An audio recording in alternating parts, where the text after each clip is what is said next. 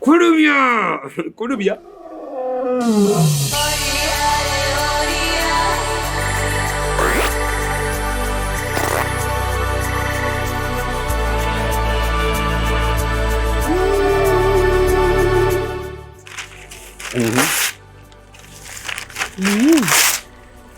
Tubadde tukyasoma page ndala.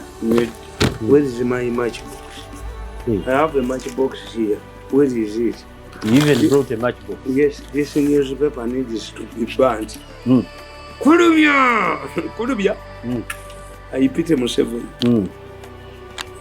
Museveni is a very democratic man. If you can tolerate Kulubya with that stuff in your pocket, and they don't know why.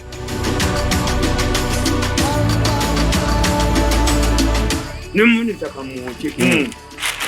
monitor ye aliane feet yokusomengwa. No monitor ne kamukomeko omuliro. Are you serious? Ne kamukomeko omuliro. Bullshit. I cannot allow this information to circulate to innocent Ugandans because for you don't know what it means. Nakokangoche ne monitor ne kamukomeko omuliro. Rubbish. Publishing rubbish.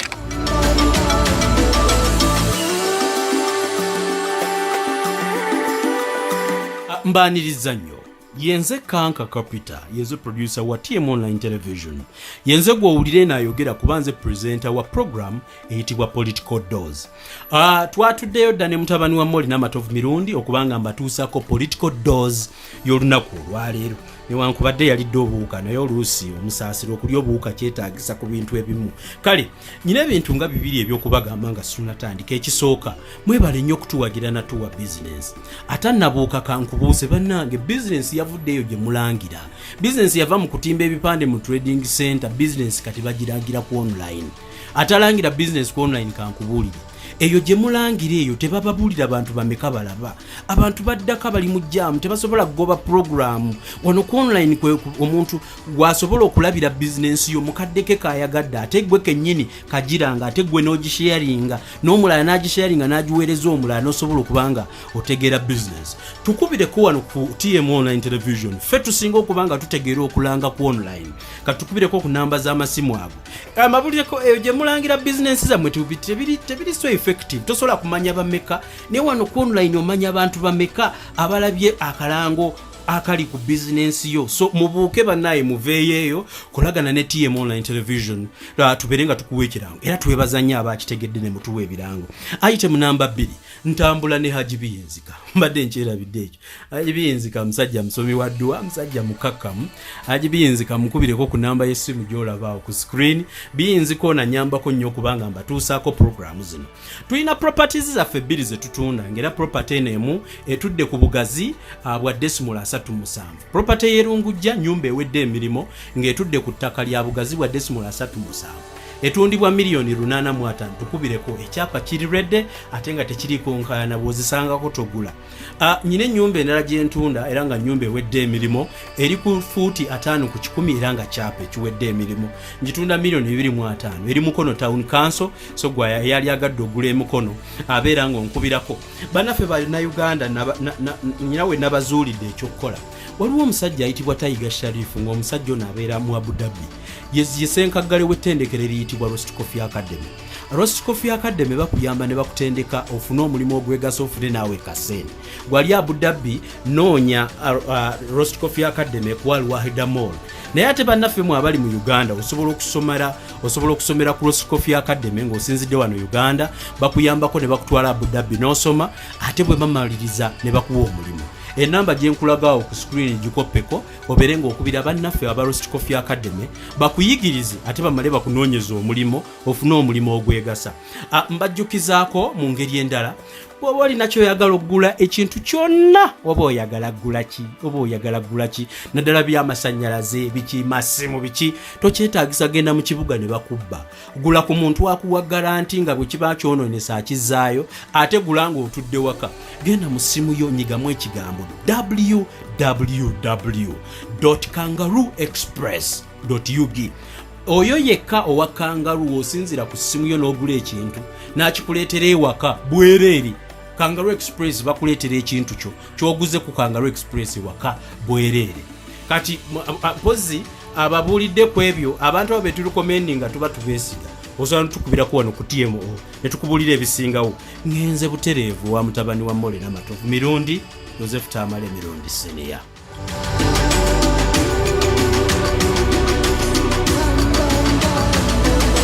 Tubaaniriza nnyo mwebale kutuwagira.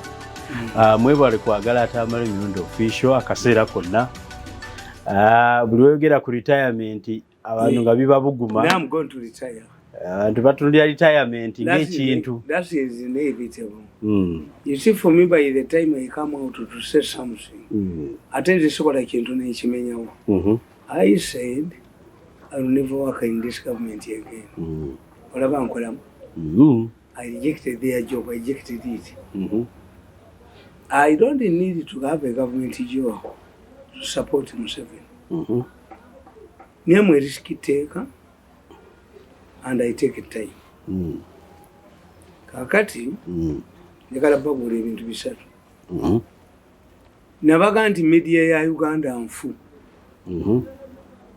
Look, and this is why some of us, when the president appoints Nabakova and Ogwang has chased me, I'm a senior. A general cannot operate under platoon commander. Nayunga Nabakova nabo, area unumulezi abatekai. A person who built a subterfuge. Yoli kasere yalowozanga kusula sezalawo akwate power. Abo Nabakova yabaleta. And if tulowooza nti Museveni yapo ye appointing authority. Bamu influencing batya. Cannot operate alone. Bawambire eno mu vetting. Omulezi oyo Museveni aliyevumwa muwala we yaleeta omulezi oyo. Kuba yeti yajja kuwasa muwala yajja kukwata power. Mpulira. Nankuba nanteeka wali kakati nze nali mulaba nomanyi ajja kugwa. Kale nkubuulira nti look what Bokedde. Look what Bokedde. The question of a Mary is creating problems. The America bazze kuba Museveni is stupidity. Why? A country, when America is going to attack Uganda, can it bring this Mary? Do we need these weapons? Simanyi. What these people don't know is that the Americans want to flush out the Chinese in Africa.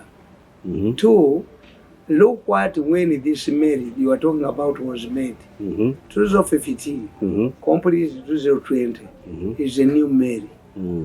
America uses excuses to occupy international waters. This is what people don't know. It created an artificial war. America beat up war drums. Trump went and met for the first time making history with the North Korean president. But what the Americans wanted was to occupy the international waters, separating it from China and North Korea. It's called an armada, several warships. They have occupied the international waters. Because the American strategy is they learned lessons from Japan, from South Korea, from Philippines. That if many people don't want an arm of occupation, America at one time had 350,000 soldiers stationed in Europe. It had 50,000 soldiers stationed in Japan. It had 50,000 soldiers stationed in South Korea. But because of democracy and the issue of sovereignty, they reduced their presence in Germany to 60,000 soldiers. What they are doing, they also left Manila, Philippines. What the Americans are saying, why do you create anti-population sentiments? You send American soldiers in Saudi Arabia, in the desert. They walk on naked. They have their cultures that are at variance with the conservative kingdom of Saudi Arabia. They will end up fighting you. So America realized after the September 11th that they had created the problems. Instead of becoming an arm of occupation, they decided to create islands, artificial islands in the international waters. Abantu tibamanyi ti Kenya ba Tanzania ina omwalo ina square miles 15 into the international waters. This is the territory of Kenya, of Tanzania. All of those countries have borders could see. Gambia is a small country. If you fire a bullet, it crosses the whole country, Gambia. But they are compensated by the 150 square miles which are before international water. Kati banu of America bazemu East Africa, and they are not about to go. Instead of the British having training camps in Nanyuchi, Americans used to go to in Nairobi, in Mombasa, until terrorism activities were intensified. Do you know the cost of maintaining peace in the Indian Ocean? Do you know that at one time Gaddafi decided, supported pirates, the Irish Arabs, that they have the international, this square, 150 square miles. This Mary you see here has a radius of 150 square miles. Any plane, any object that fits, that enters the 150. That's why they come in groups. This one, the big one, must be protected. Look what Bucket. Everybody is speculating. Mary, Kuba Museveni, but Kuba Museveni, did they deploy when they wanted to hit Gaddafi? Did they deploy warships in the Red Sea? Bucket. Look what Bucket again. Bucket. Bucket, look what Bucket. I pity these people. I will never work with these people again. The moment you bring another cover, the moment you bring Ogwanga, the moment you bring this Don, me I cannot work with them. I'm a senior. Don, that Oyomoko, Eliagat Schmidt, narrated Don in Hamateka, Nanjoga, Nankolachi. Sirida, I will never work with these people again. Once I make a commitment in Muganda, once a Muganda speech is 3 times, finished. I will never work with this government again. I will only continue supporting Museveni. I cannot work under this government because Luaboko wanted to humiliate me. Now it's a dono, and one I can you can am I a dog? I can't body. Oh, you Luaboko. Ya installing abantu abatamanye Amawulire a key position, a key department of government. Never Koba Yamutekayo. Yes. No, you don't know Mbanjogi, Ngujugani, Sirida, Kankolakumurenzi, Sirida. I'll never work with this government again. Kakati Nkugamba, look, President Yagomiza abantu kubyokwelinda. Museveni assures the public on the security. This is the headline. Now, after that headline, you see, abagizi b'NRM beebonoona ebintu bafune essuubi. NRM supporters destroy their properties to attract the attention of the president. That what is not going on, violence, that the violence is masterminded by NRM supporters. Look at the same command.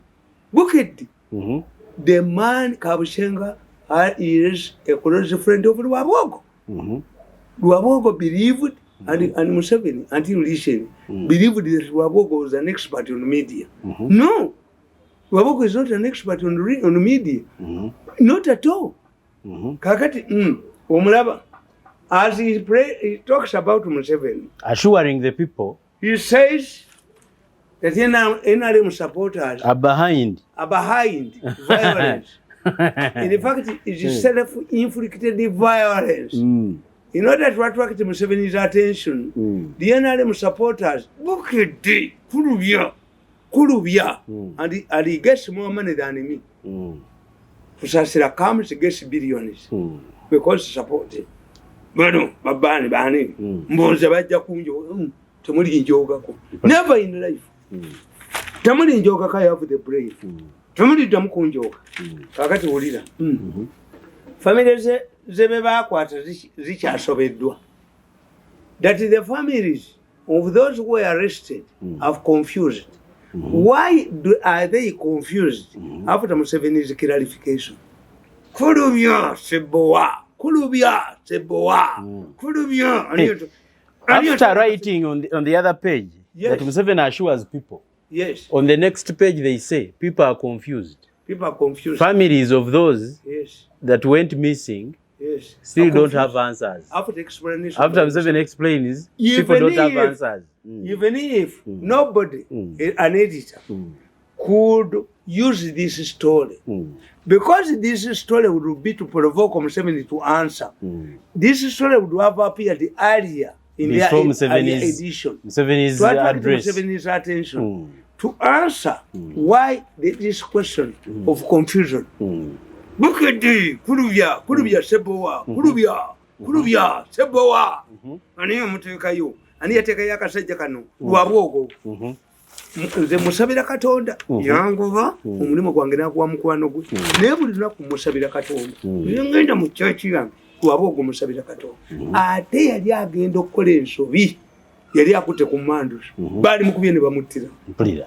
Yadita Jetikola, but you ever said you want to give up, Balibatera. Balibatera. Kagari kufulira. Ntikakate echo kitegedde. Story eddako. Page eddako. Yes. Ekuba Museveni omwogoloza mu speech ye. A man says, omwendo gw'abakwatibwa ekyotera. Omwendo gw'abakwatibwa ekyotera. Guleese ebibuuzo. That when the president said that in Ekyotera they arrested this number, the number is more. Museveni doesn't know. It is only look at the Kulubia, Seboa. Look what it is. So Museveni is not aware.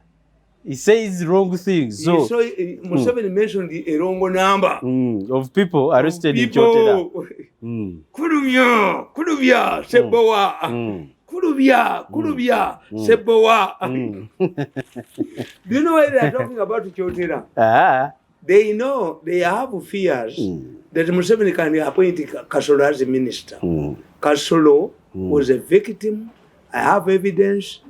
Somebody paid $1 billion to make sure that Kasolo lost. And the reason is somebody wants to grab Sangobe land. I will fight you. I will fight you in Sangobe.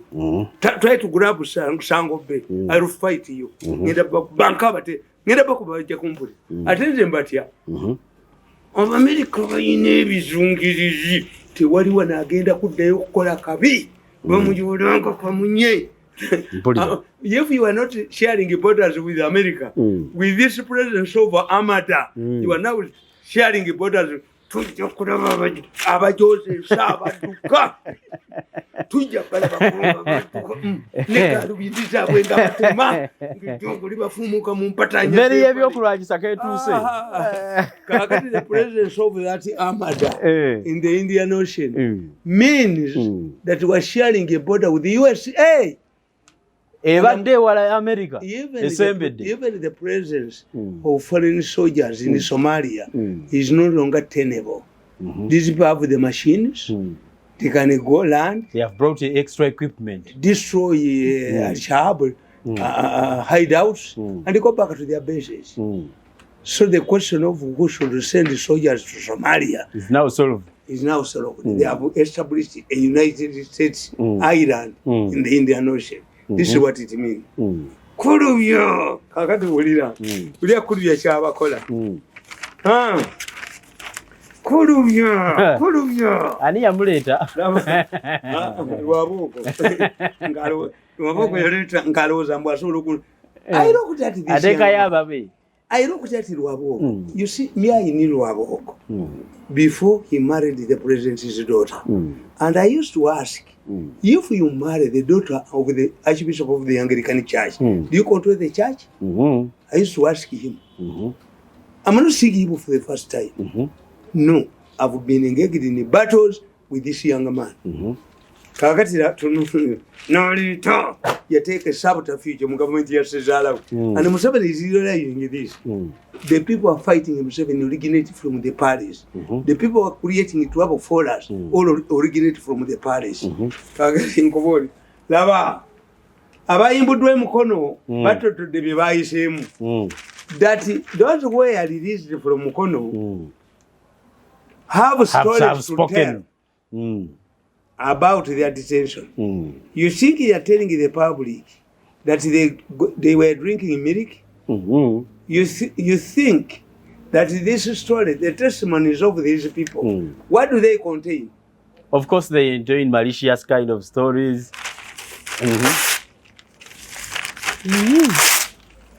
Tubadde tukyasoma page ndala. Where is my matchbox? I have a matchbox here. Where is it? You even brought a matchbox. Yes, this newspaper needs to be burnt. Kulubya. I pity Museveni. Museveni is a very democratic man. If you can tolerate Kulubya with that stuff in Bukete, and they don't know why. Nope has been reduced to a Buganda outfit, which means a Uganda newspaper is very dangerous. I see. I saw a priest who was saying they should not say that they are fighting in Nope. Do you find Kamugisa? He was mentioning Western names. Said all of these people, Amukasas and the chief. From a priest who celebrated Bobi Wine's birthday party, a mass. So therefore, the president must ensure a person who must become a minister of information must be a competent person. A minister, in fact, let me tell you, Museveni loses good people. If I want to look, if I'm looking, if the president tells me, what does that say imply? Why are you banning that paper? Yes, it's rubbish. It shouldn't be accessed to the public. If Museveni tells me that you worked for me for 14 years, whom should I appoint as minister of information? Namayanja did better. Namayanja was an effective minister of information. This one of NRM? Yes.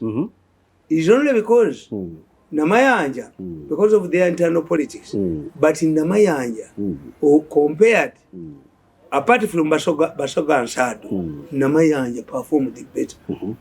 Even if, because what is the role of a treasurer of NRM? What's the role of a treasurer? If you tell me a person who can handle the Minister of Information effectively, because the Minister of Information must be important. I give you an example. Of course, it is the ministry with national guidance. The most powerful person in the Hitler's government was Minister of Information, Joseph Gobez. You go to Kenya. Immediately, Uhuru took over. He got a don from a university, be the Minister of Information. They cannot. The moment you appoint Nabakova, he ran away.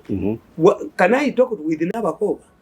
When I left the State House, the president asked me, now that you are going, whom do you recommend to replace you? I said, Nabusai.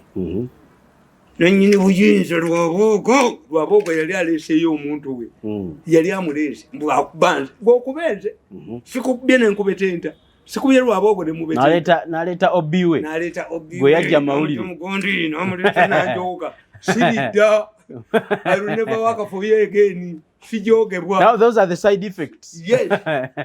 Kakati the side effect is a joke. No joke ofono no muleta bond gundi Mudomba charge sent muvuka yomu naleta simanyi kano night ajja ku media ngakula kuki kano night yasoma wa Amawulire omuvubuka oyo yakubye gavumenti ya Sezarawo Jimalawo. Yagoba ki? Yeah, don't fear. Yali agala bwa president. Me, I don't mind about his president's ambitions, but he stepped on my toe. Yali agenda okukola ensobi namawulira. Tinaye, the man says, munsi mukabuli ne mukula. Baali bagenda mukubira mu kkubo yali tatuuka gy'alaga. Abakuba abange. Kakati oyo bukedde tumumaze. Look what it is. Museveni, this man, Museveni's aide, asks for unmarked guns. Kakoza Mutale. Where is Kakoza Mutale? Omuyambi wa Museveni. This is the next time. Asabye mundu zonna. People talk about Kakoza Mutale.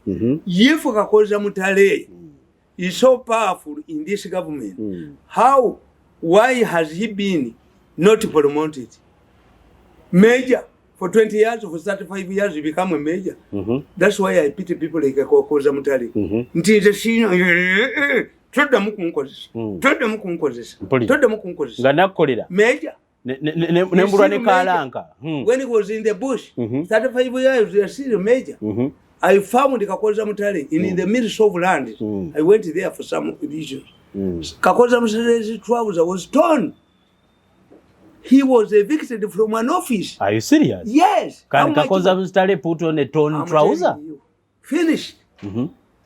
So, is this man who moves with torn trousers, who doesn't even have a vehicle, who doesn't even have a car, is he the man who can direct the army commander to release and market guns? Mutuleke, asajamwe, monitor. Nagoga nguchi. Ni monitor kamuchi. Neli wabusiru. Mukyalimu ebirala. Nedda wabusiru. This media. Museveni has failed to get an effective minister. Tuyitebutulayo kiki bategeeza mu mutwe. Kati bakye bagamba kiri kimu. Nti Museveni's aide. Even if you say Kakoza Mutale, but they want to link Museveni to Kakoza Mutale. The explanation is this. You are talking about people who are tortured. Kakoza Mutale is admitting got guns that were unmarked. Are we seeing dead bodies being shot or people in the prison? Museveni. Nakano kangochi. Nemunita kamuchi. Monitor ne aliane feet okusomerwa. Nemunita ne kamukumeko omuliro. Are you serious? Ne kamukumeko omuliro. Busiru. I cannot allow this information to circulate to innocent Ugandans. Because for you don't know what it means. Nako kangochi. Ne monitor ne rubbish, publishing rubbish. Because you don't know what these people mean. I remember Museveni 2008 yalagira emundu zonna bazijjeko fingerprint. Ate yagamba nti waliwo ezitali maka. Ate kamba buulire. Emundu zibadde wano for a long time. Uganda has been going through turmoil. Most of these people are experts. If one urinates in the barrel of the gun, it has a negative effect. I know. Some of the guns which are used are not guns that are sanctioned by government. No. In fact, I don't have... How do they make their way to the streets? If you go anywhere and you ask anybody, do you think I have a gun registered in my name? I don't know. Yes. As far as I'm concerned, I don't have a gun. You have security? Not I don't have a gun. You think I don't have one? If I wanted to have a gun, I don't have a gun. Officially, I don't have a gun. But if you had wanted... If I had wanted to get a gun... To have a gun tonight... Even when you see these boys, the children of Uganda, they play around with three guns. We had the invasion of Amin when the Karamajong took advantage and got guns from Moroto barracks. When Museveni was entering Kampala, guns were left in those areas on Entebbe Road, especially on Zana, bullets, everything. Because the intention, by the time they came back to collect the guns, who registered the guns. You only register Museveni's gun. You only register guns.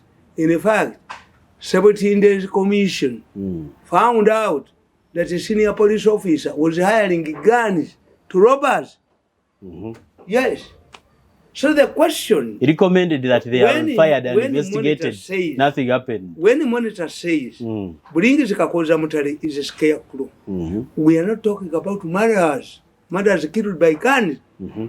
We are not talking about... What we are talking about now are people missing, arrested. And the president admits, and people from State House say, we have them. It's not that they were shot. There's a monitor telling us that Kakoza Mutare, because if we had the murders, numerous murders, and the question would arise, where do these killers get these guns? Then this story of monitor would arise, that Kakoza Mutare defied a presidential directive. And how could a major give directives to a general? Impossible. No monitor, who is using you? They are being used. I see. Because these newspapers... Because I'm imagining Kakoza Mutare ordering General Muhoozi, David, the CDF, and I read in the papers. And the CDF... I doubt the credibility of the CDF in that article. General Muhoozi, the army commander. The army commander is a serious man. The army commander is intelligent. The army commander cannot allow Kakoza Mutare to defy a presidential order. What would have happened, this man, the army commander, would write to the president and say, your senior aide, a major, is directing me not to follow your directive. Is there a letter? Monitor. Tumukagula. My next time is to mobilize, to buy. Tumukagula. Because these people, they don't know that they are fighting, they are playing with a very volatile situation. Of course. We are not talking about murders. We are talking about detentions. We are not talking about killings. We are talking about arrests, non-reported arrests. I can tell you a series of, this is the third time. In 1979, doctors were targeted at Mulago. And the doctors went on a strike because they were being killed, targeted. There was a bus, Mpawa Talikava. It used to ply between Kampala and Natete. It would pick all of the people. You would think that it was a night bus because UTC was still around. They would kill people, dump their bodies at Nabunya. That's why they used to call it Mpawa Talikava. When M.i.S.O, in the amid of these murders, former President M.i.S.O addressed a rally at the Constitutional Square. And he said, let me address myself to the issue of murders. The murders are being perpetrated by soldiers who are still in our midst. I have solved the problem. That was M.i.S.O, 1979, at the Constitutional Square. I've brought a magnet. Anybody with an illegal gun who wants to use it will be pulled by the magnet. Soldiers laughed. Why? UPC people were creating insecurity to justify Obote's return. And that was when President Museveni was the Minister of State for Defense. And M.i.S.O, under the influence of UPCs, removed him from that ministry. I remember a story written by Guleme. Look for it. Guleme wrote a letter and said, had a meeting with the President Museveni in 1979 as the Minister of State for Defense. That as Museveni was taking him back, Guleme back, Museveni had gunshots. Said, have you had gunshots? Who are those people firing? That after dropping Guleme to his house, Museveni drove And Guleme says in that feature, which I have, a feature story, that I waited as the bullets were being fired in the air, they stopped once. Guleme says, that's when I realized, it was in his conclusion, that Museveni had arrived on the scene of the shooting. That was Museveni in 79. So monitors should not deceive the population. My next item on media, I'm an expert on media. Nobody can dismiss me that I'm not an expert on media. Of course, I'm highly educated. I have experience in the media. I've managed the newspapers. I've been an editor, and I own. You have owned one of the longest surviving magazines. The Yellow Times. Is mine. All of the magazines failed. Even the Mwenda's independent. Failed. It's no more. Mine has survived. Let me tell you how the media in Uganda has embarked on the self-destruction mission. Red Paper carried a series of stories about trafficking of human organs, which I've been saying in the last 5 years. Bagenda kutembanyi mutabani wa kajiji najja kuba kajiji ono gwe nalabanga naye mwavu jojo unyo olugumu nga dipitala disina yanneregeko abo abaana bonna nabalaba nalaba kwa businga kaina Tony Socks. Me I came when I had money. I've been with the money all this time. Toyinza kunjoka ngojoga ne gojoga. Most of these people were paupers. Toyinza kunjoka ngolagirani. Kakati nkugamba Red Paper yakubye 3 stories. Organ trafficking. You didn't know. They were given 3.5 billion. You will hear on the tape. Mwenda was behind this series. But what Mwenda has forgotten is that the investigators of ICC have now confirmed. My we are considered allegations. And what these people don't understand, the government decision on this is irrelevant. Why? The evidence did not come out of Uganda. The killing of patients was done by medical doctors in Ugandan hospitals. The middlemen who had identified the buyers are the ones who have been indicted. The evidence who are leaking these people to them. The Pakistani was arrested in Pakistan. Amawulire, the one I fought here, the one who wanted to kill my wife. The Chinese, whom I played, the Chinese lady, is a daughter of a prominent Chinese who is a surgeon. The same Chinese has contributed $2 million to silence the media. Mwenda came up. You listen to him. Listen to the tape. I have played this tape to tell you 2 things. That Mwenda is a double dealer. I cannot rule out that Mwenda is working with the international community to get his friends apprehended. He works in Rwanda. Kagame chase him away. And he calls Kagame a stupid man. In that tape, edit it. You edit it. I want some parts. When he says, these people are not appreciative. When he says that he supports me because I was humiliated and I'm entitled to compensation. Play that tape. $2 million was contributed by Chinese who has assets in this country. And I'm telling the Chinese has not done anything because he's preaching the really converted. He gave $2 million to these people to silence the media. And Mwenda used the information to incite Red Paper. Red Paper carried out, and the Monitor carried out an editorial.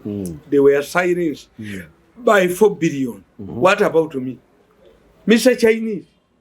A Chinese has a hotel here. A Chinese has, you see, Uganda is very interesting. The problem in Uganda is that you don't have intelligence services, capable intelligence officers. In a situation of uncertainty, why should a company open up new petrol stations? How?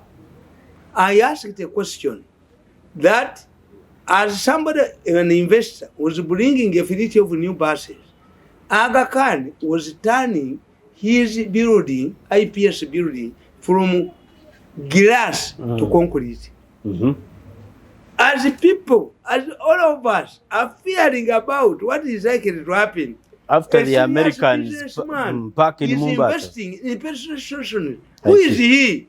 Why does he invest in Mogadishu if he is a real businessman? These are open indicators that the man knows that his petrol stations cannot be attacked. So he must be financing or link the terrorist groups. We should be asking such questions. You see, why would someone have a petrol station in times of uncertainty? Yes, indeed. In fact, government directed. Probably they don't. They think that I told you that it is not practical under an explosive situation like ours to have petrol stations in the city. But amid this confusion, where petrol station would be targeted. The last business idea to come up with. A businessman has invested in the new petrol stations. What gives him a guarantee that his petrol stations cannot be attacked? Very safe. The answer is simple. Is linked to people who could make such a decision to attack his petrol stations. Yes. That's what it means. But when anarchy ensues, there is no selection. Like if people start fighting, nobody attacked the pioneer buses. Even the best is not attack the pioneer buses.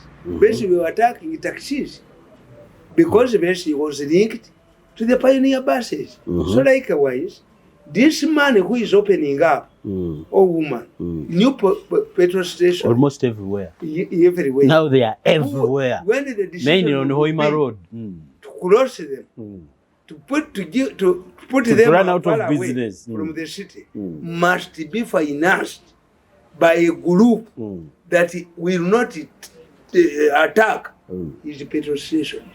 This is where the situation is. Therefore, my last submission on kwata arresting, you have seen how Obukulembeze has distorted Museveni's well-intended address. This is not the first time for security forces. But isn't Obukulembeze the government paper? People. Auntie, is it a government paper? You go and ask Musajja, the Lion of Mogadishu. Does he read Obukulembeze? Ask the director of Gond, M.i.S.O, has he read Obukulembeze? And Obukulembeze has a higher saturation over monitor. And if no, has been branded a Buganda outfit, which newspaper would you need to incite the population against the government? Of course. No. If they are saying it is in Uganda, the information should be written in Uganda. But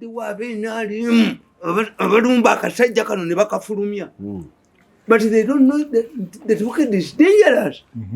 That's why I'm suggesting that Namayanja, if you are looking for a capable minister of information, Namayanja can help you. Namayanja will read Obukulembeze. Anybody who cannot read Obukulembeze, don't appoint him a minister of information. Even this one is in Uganda. Nabakova is under the armpit of somebody who is appointing authority. Oh, yo, yajanarita nono mbwangobe. Siku tetukubaganye emyaka. I saw these boys. Kabushenga came with the Tony socks when he went to Pike. This young man, he appointed this pair of shoes. Ngazisa bakatonda enkuba. Kano katabani kakajiji kajja kawunya oluwumu. Deputy Aladis. I had money. I've been having money. I joined the journalism when I had money. I come from a rich family. Tebayinza kunjoga. Tebasobola tewali kunjoga kwa.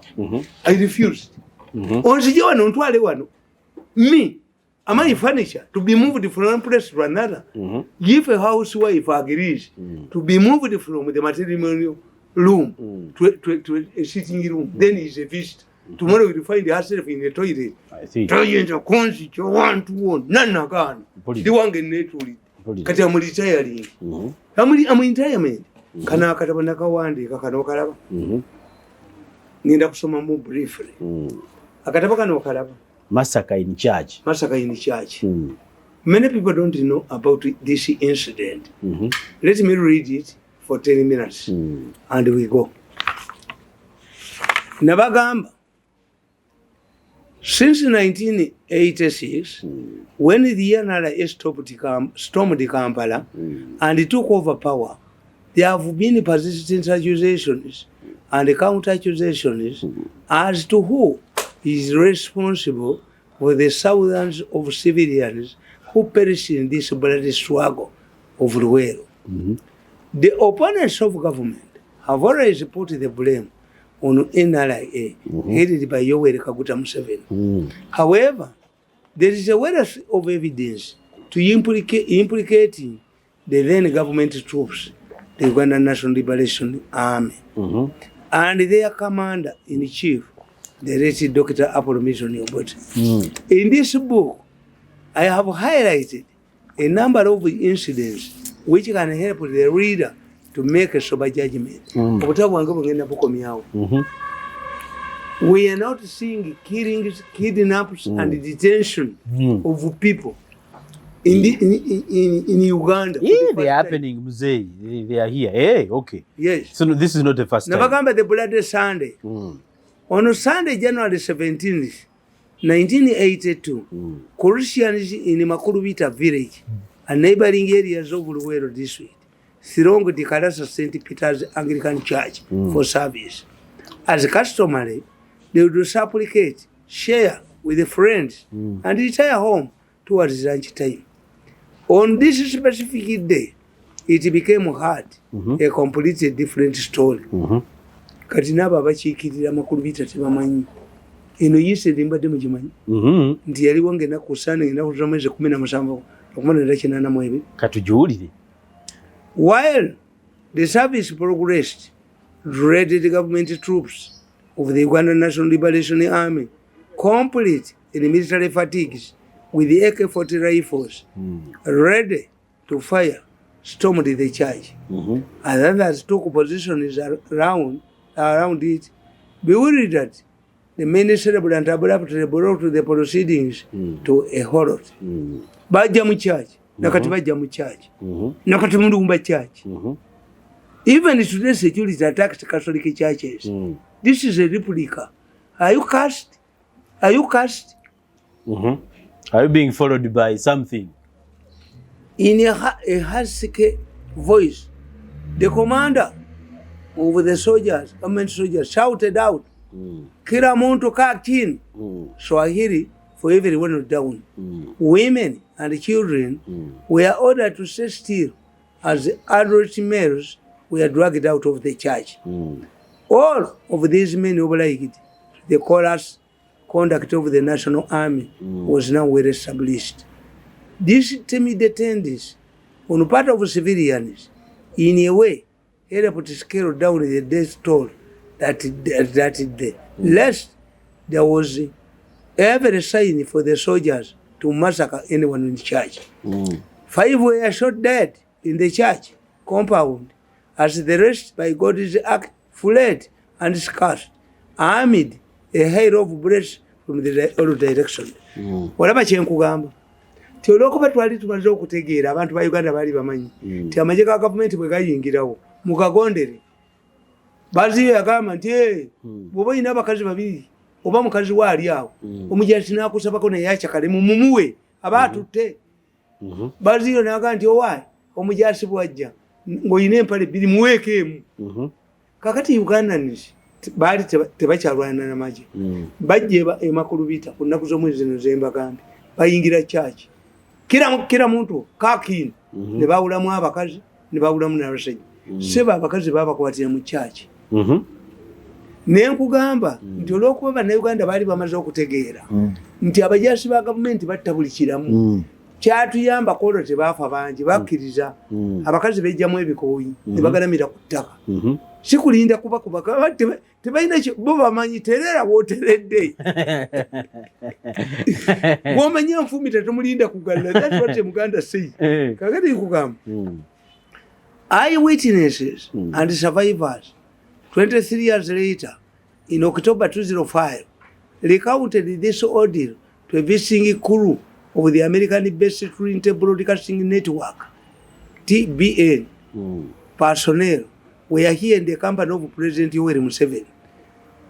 Baleeta Kayanja yabaleeta aba Trinity Broadcasting ne bakavalinga ne mwebeni bani temujina TV za wano nfuga siya.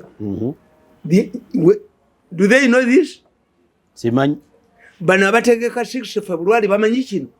Simanyi. Do they know that soldiers on such a date stormed the church and killed the people? And Museveni went there. President Museveni was with the survivor. When he went there. Bakimanyi? Simanyi oba bakimanyi. Wali okirabyeko? Sikiwulirangako. Mboyo omulenzi omukanje ojugaani.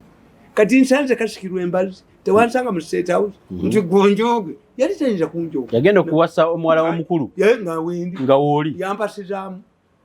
Nali mperekeze ebyo byabujuzi bye. Tayinza kunjoga atanzitangako n'alaba. Yajja kuleeta jogo. Jogo lino bali mufuumula. Kakati nkugamba nti Mr. Nelson Sekiwano, who was an usher in the church on that day, said shortly before, told he said, he revealed, was explaining that before the incident, had left the church to pick something home from his home, but witnessed the whole episode from a distance. He eyewitnessed the entire incident and stored the details to his memory, hoping to document them in a good time one day. Sekiwano said the ill-fated 5 who were killed were assembled in Ssaako and sprayed with the bullets. Eyewitnesses described the shooting session as very awful, lasting a considerable spell, so that the bodies were afterwards unrecognized as they turned into pieces. After this grisly act, the government soldiers boarded the lorries, leaving the villagers traumatized to the bone marrow. The dead included the priest who was picked from the pulpit. Residents picked courage to bury him in the church compound, where his grave still remains today. Makulubita Church.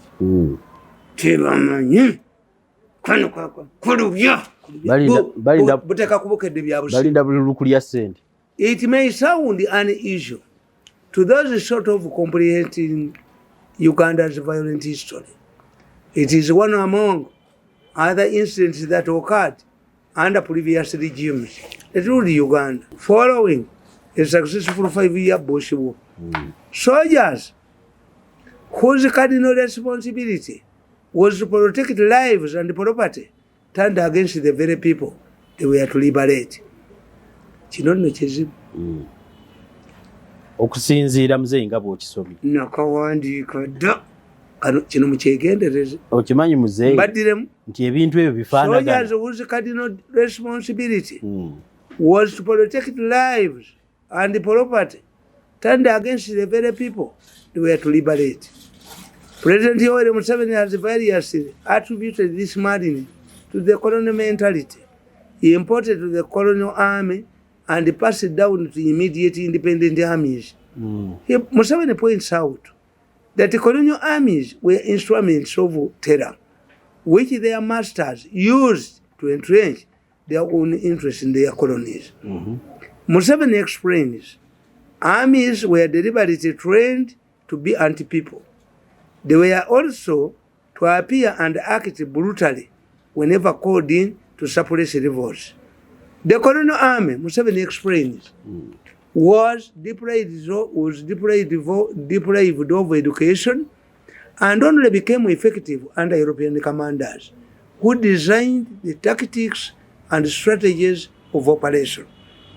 One of such commanders, once Museveni says that once such commanders, the Europeans left, independent African dictators, either out of incompetence or due to negligence, were unable to realize the need for changing the structure and ideology of the army.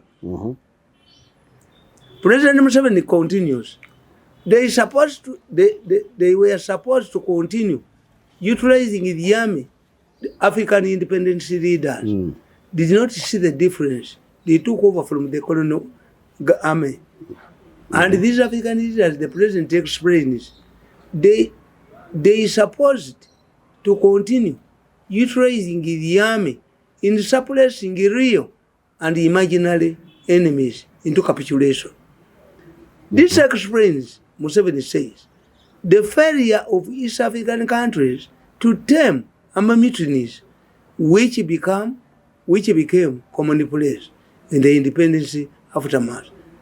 For his part, Dr. Obote succumbed to mutineers' demands and promoted them, including Idi Amin, who had been recommended for dismissal. Museveni explained that Obote had rejected recommendations from the outgoing colonial government to retire Idi Amin for his indiscipline. Obote was obsessed with the idea of the army working in his favor against political enemies so as to comfortably entrench his single-party dictatorship under his Uganda People's Congress. Having attained a crucial importance in the body politic, the army, this is an explanation. Museveni explains why the army in colonial times, before he took over, the army was brutal. Museveni says, having attained, when the soldiers were pampered by the independent leaders, the soldiers realized, felt that having attained the crucial importance in the body politic, the army became an influential institution in Uganda's politics. Thus, it's little surprise that Amin turned against his mentor, Obote, in 1971, prolonging the country described by Winston Churchill as the Pearl of Africa into political and economic quagmire. Thus, the president explains, the Makurubita massacre was not an isolated incident. But it happened. It proceeded similar and more gruesome carnages inside the Rural Triangle and other areas of Uganda. In their insanity, Museveni explains, the army infantry did not have sight, respect for citizens and places of worship, despite the inverted unity, the country's motto, for God and my country. Museveni says that in spite of this motto, for God and my country, the former armies before he took over had no respect for religious institutions. But however much he said that, the same things are happening now. That's happened to you. They are here. Years later, the same army invaded and ransacked the Namugongo Holy Shrine. Namugongo has a historical importance to the three mainstream religious bodies of Uganda, namely Muslims, Catholics, and the Anglicans. It's the place where the late Kabaka Mwanga ordered the executions of religious zealots in the late 19th century. The late Pope John Paul VI visited the Roman Catholic site and paid tribute to the 21 younger Catholics slain on orders of Kabaka Mwanga. He recognized them as martyrs. A priest's theological training college has since been initiated adjacent the site of the Anglican martyrs in their memory. And a mosque was erected near Muslim martyrs by the Muslim community. This place annually attracts thousands of pilgrims from the globe. The day the execution took place has been accepted as a public holiday in Uganda. It is 3rd June. This shows the significance of Ugandans traditionally attached to religion. But the government troops in 1983 raided the Namugongo shrines, killed an Anglican priest called Bazira, and left his very pregnant wife in agony after burying him in a pit train. They ransacked the theological college, beat up many students, and raped their female college in broad daylight. They slaughtered a swine, a pig, the mosque, and sprinkled blood all over the Namugongo mosque. The Namugongo incident was strongly condemned by both the local and international community. However, government response was cynical. The Army Chief of Staff, Brigadier Smith, upon attack, arrogantly asked religious leaders to read the Bible and explain to him why Jesus Christ invaded the synagogue to rough up people who freely enjoyed themselves there. I quote Smith upon attack, "We shall continue similar operations as the army deems necessary," he declared. He added, "No government, this is me, no government official, including the then president and commander-in-chief, now later Prometheus Obote, an Anglican himself, contradicted the attacker's statement. Instead, it was maintained in the spirit of inverted commas, collective responsibility. Such became the not written official operation code of the government army.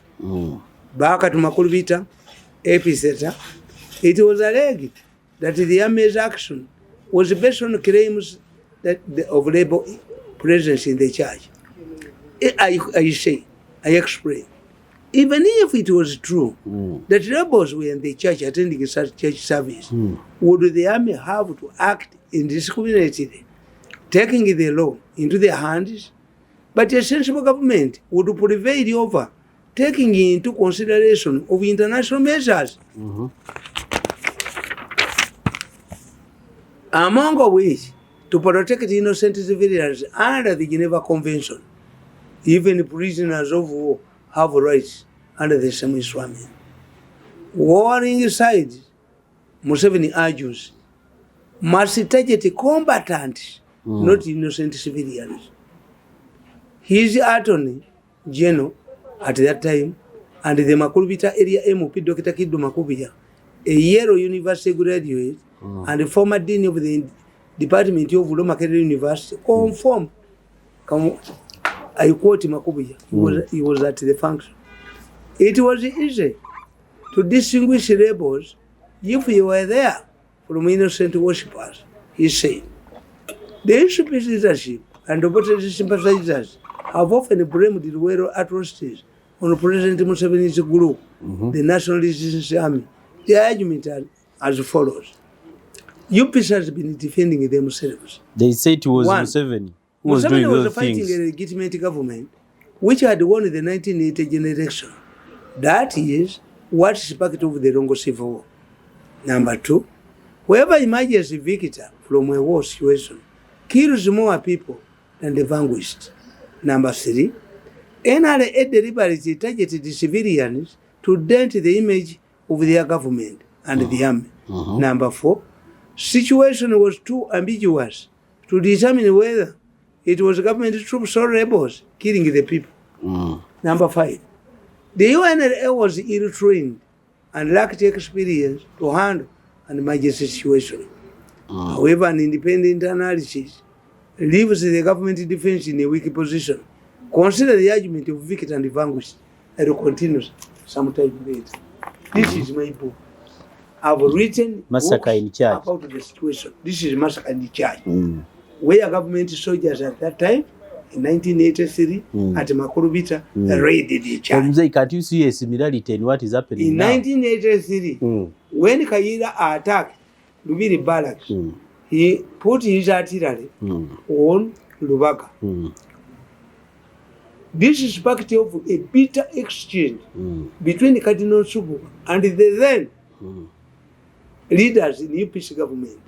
They even had a program on UTV to attack the Cardinal and the Catholic Church. Then the Cardinal came up and said, Tanzanians used churches because the churches were constructed on the hills, because the higher you go, the cooler it becomes. Europeans wanted cool places.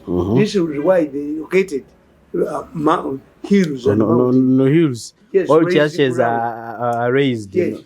The Cardinal Subuga asked, but did you ask the Catholic Church permission to mount your artillery on the church land to attack Amin?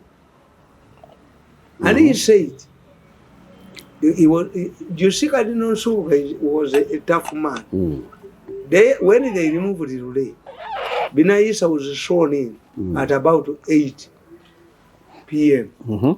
Cardinal was invited to attend the swearing ceremony.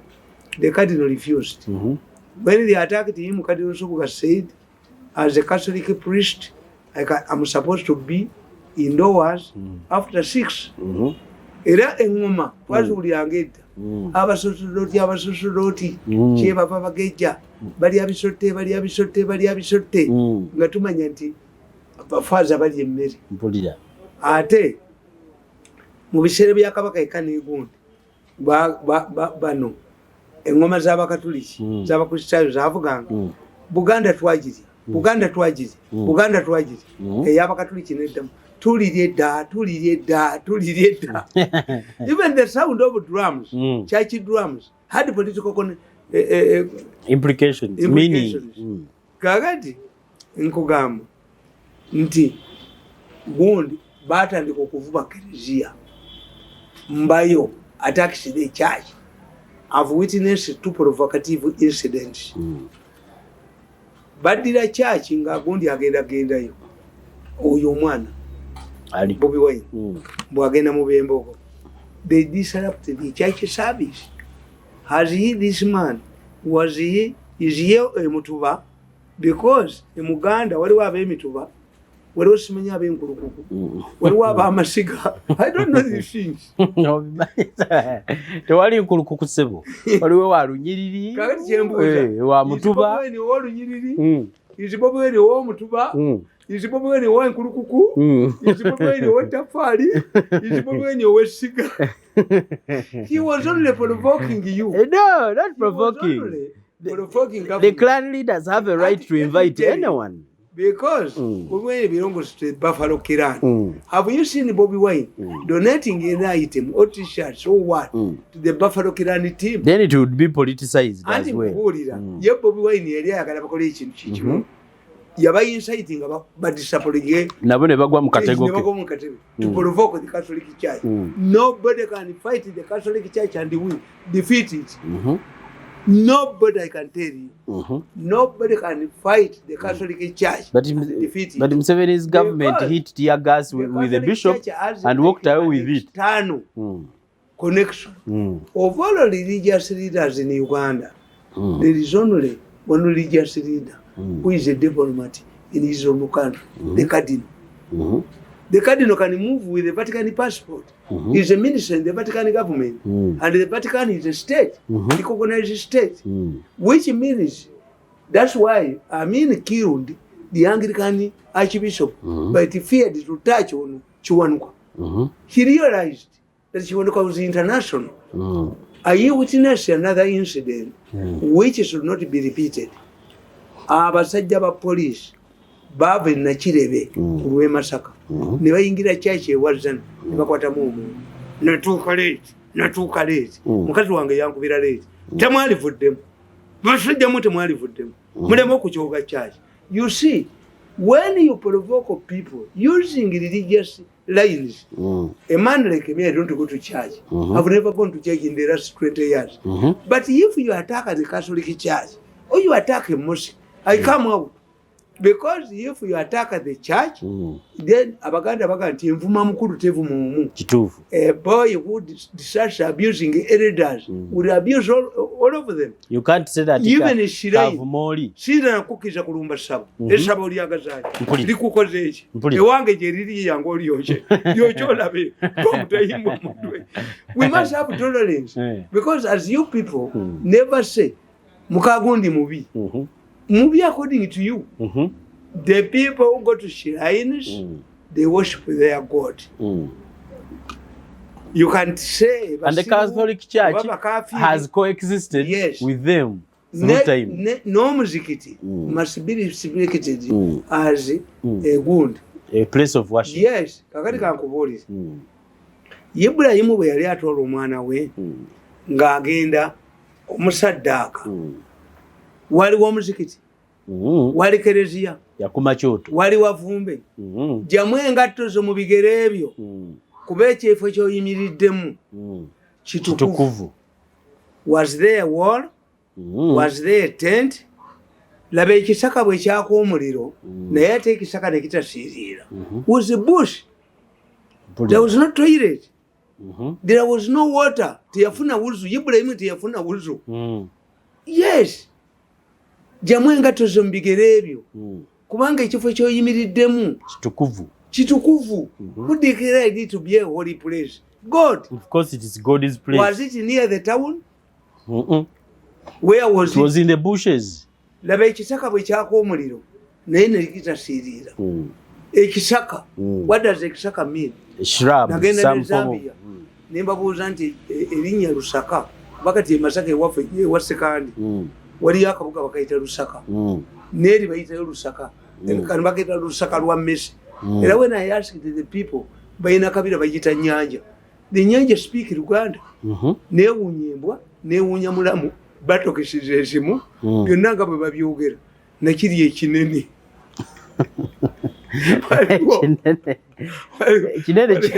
Waliwo hoteri erinaanye omugga bwe guti.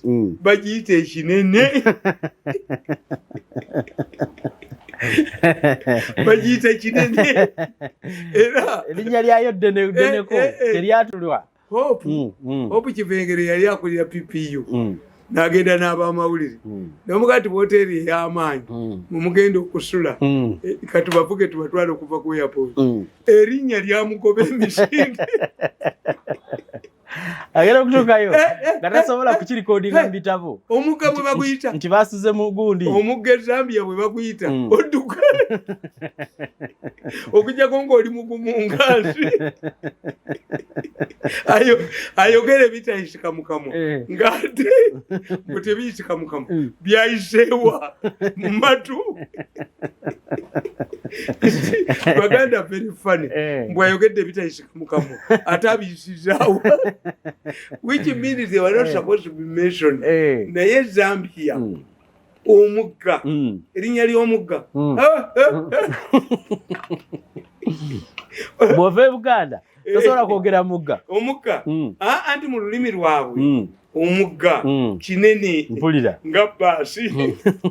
Kati gwegenda e Busoga ogambe nti ebinazi.